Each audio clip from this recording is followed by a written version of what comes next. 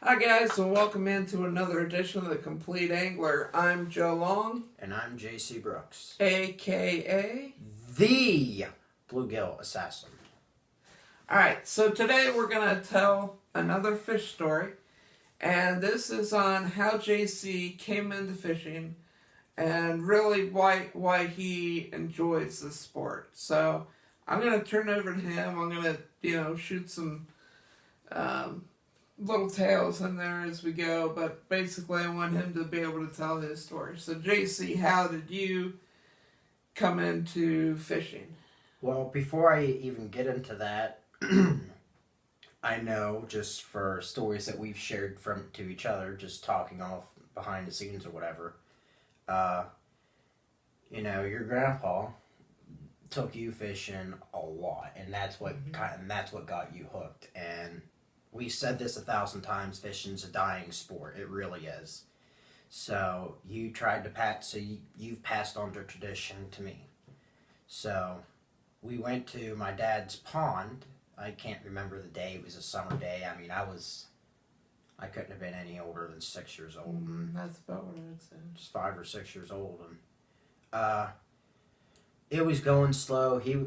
Joe over here was going clear around the pond. I mean, he was going through briars and over trees and climbing up trees. I mean, that's normal for him. But Anything to get to the bass. exactly, anything. If he could catch a bass and it was too big for the rod, he would go in and jump in and wrestle it to get it out. But it was, I would say it was midday, noon, 1 o'clock, summer day. So that we were near the hottest point of the summer. Fish can be out, but they're usually starting to get a little deeper, just to try to keep cool so they're not literally getting fried. But my mom kept asking me if I wanted to eat or something. I was like, no, just let me fish. But I was getting frustrated, not getting a bite. Joe was catching a couple here, a couple there. He was doing pretty good. And I finally got a bite, and the bobber went under, came back up, went under again, and it just took off. At that point,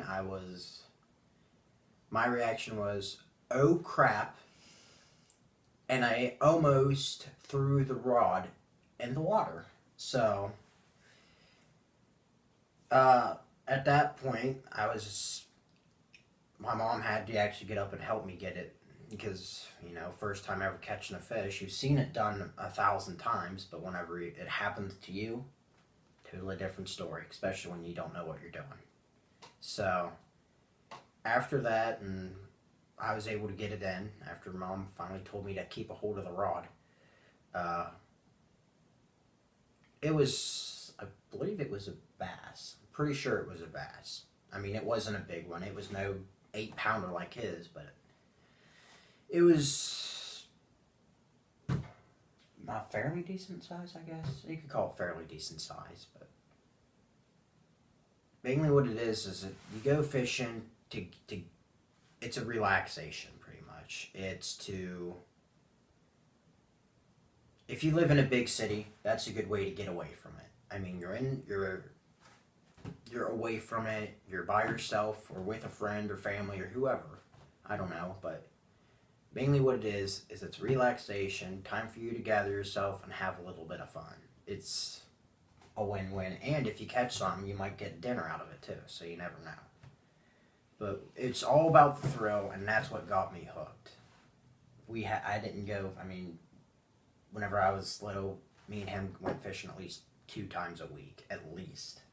And whenever I started to grow up, we got away from that, but we're trying to get back to that, because that was... Last year we went quite a bit, and I think this year we'll get to go more. And last year, he went from using a closed face to an open face, which is a big step. And he did a great job. I mean, there were some malfunctions the first day. No, it's more a malfunction. With the no, it was with the closed face. It was with the closed face. I remember, I got a knot underneath the reel itself. Yeah. I mean, Sometimes it was a bird's nest underneath, and I never fooled with it. And then the bearings went bad. Oh, it was. Oh. I think that's when he got fed up and just said, "Here, just take this and use it." Pretty much. It was. I normally take 2 or 3 rods, and I give him one of mine. And I said, "Now listen, be careful. Just and basically I put my rod down. And I just kind of showed him how to do it, and you could see where your line is. If it starts getting bundled, open it up, open the bail, and just start pulling it out and get it straightened, and then start reeling back." And really, after that day, I didn't ever have to say anything to you. You just caught it, which he catches on to stuff extremely quick. But yeah, he last year he became quite a good fisherman, and there were several days where he caught a lot, but the one day he caught the big ones. I think that locked you into being an angler. I think you have a desire now to repeat that or show that up. And he wants to show me up too with my bass. I went from maybe, I'm gonna jump from like a 2-pound bass, 3-pound at most, to, oh heck with it, I'm just gonna go 10-pounder. Why not? The only way I'm catching that is at Lake X, but that's beside the point. Yeah, I think we're gonna go to some different lakes. You're gonna have an opportunity. I really like to see him get a 5-pounder hooked up and see his Shoot reaction. for the moon and see where you go. Yep. But yeah, I remember he wasn't much of an outdoors type kid. What do you mean by that? I was always outside whenever I was little. Well, but not fishing or hunting. No. So, and we got a hunting story, but we'll tell that another day when we went hunting in the ground blind. Oh yeah, I remember that. Out behind your dad. Yep, I remember that. But that's a good story too. It has nothing to do with fishing, but that's you weren't raised in the outdoors. I'll put it that way. Mm-hmm. I was raised in the outdoors. Me and my grandpa were out all the time, and if we weren't fishing, we were sitting around talking about fishing. We were going through a Bass Pro book or watching Bill Dance on TV. So I was into it, locked in very young, and I think you just got locked into it last year. And I think when he he has not bass fished at all, really. I think he threw a crankbait one day. No, I didn't. Yeah, that little gold one. Little gold square bait. Oh, yeah, I remember that. I know. So when I get him cranking, I think he's going to, when he gets a bass, a bluegill will kind of pop at a bait, and then they turn and run. When a bass hits, it's all at once. it's a violent explosion, especially like a... It's like a nuke going off. Yeah, it can be.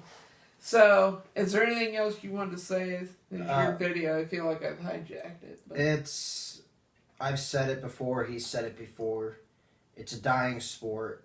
I've just stuck to bluegill because, there's not really because they're smaller, but it's more like,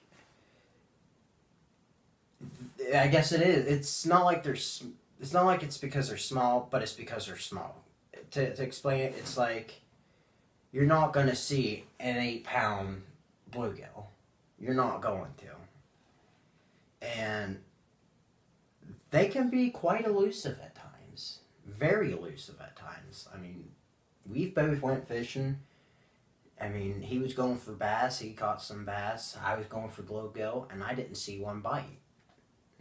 I mean, that's why they call it fishing instead of catching. It's just a challenge mainly, and it is. In my past, I've been told I can't do this or I can't do that, and I've always been able to prove them wrong. Yeah. This is pretty much, I'm looking to repeat So right history. now I'm gonna throw down the gauntlet and say you can't catch a 5-pound or bigger bass. Well. So now he has to go out and catch a 5-pound. Because he knows it's in my nature. Someone says you can't do something, I have to go and do it. So. I think this year it's going to be epic. I think he's going to get a PB bass for sure. I don't know if he can beat his PB bluegill. 0.81 pound bluegill. I'm aiming for a pound. That's a chunk. So, Anything else? Take a kid fishing, like, subscribe, and leave a comment. Thanks, guys. We appreciate your support and keep watching for those other vids. Bye bye.